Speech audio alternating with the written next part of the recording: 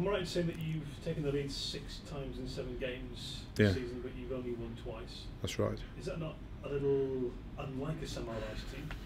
It's unlike us because, not so much a Sam Allardyce team, it's unlike us because of last season's outstanding performances in terms of the reason we finished 10th was the fact we got 13 clean sheets, you know, which was an amazing account of ourselves considering how many changes we'd made and how much the team had changed. You know, the makeup of the side had been, you know, sort of ripped apart and revamped in that summer, having survived the battle to stay in the Premier League.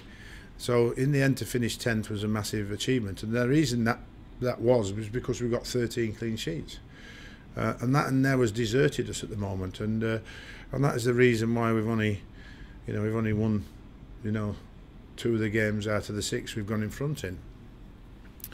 And I think that and as sooner we get back to the clean sheet scenario, the better it's going to be in terms of picking up points in the Premier League.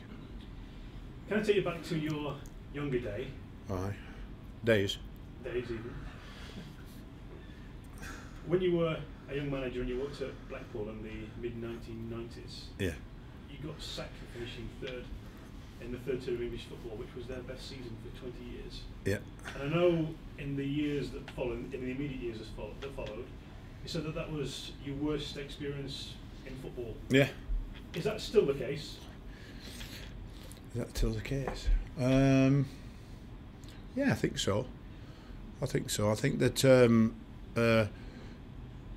West Brom was bad enough, I think, as a coach and just getting in there, but I think that was just a backdrop from the fact that because Brian Talbot had taken me on board, that they decided to get rid of not just Brian Talbot but me and a few others that came with him, and you don't really see that too much of your fault because, you know, you're working away with a manager, and then all of a sudden you find yourself not in a job anymore, and you wonder how you're going to get back into football then. But Blackpool was something that completely, totally, utterly baffled me and came as a massive surprise.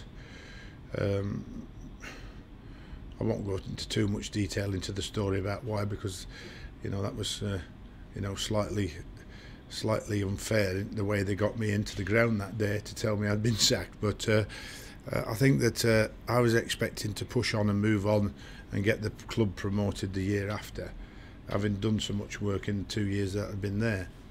And unfortunately, they saw me not being, or they saw that not to be the case. So they made a change. So when it comes, you know, unexpected, you're left devastated on, you know, well, you know, what more could I have really done? And I think the answer to that, having analysed the whole situation, was, you know, we did as well as we possibly could, and it weren't quite good enough that year, but certainly would have been the year after.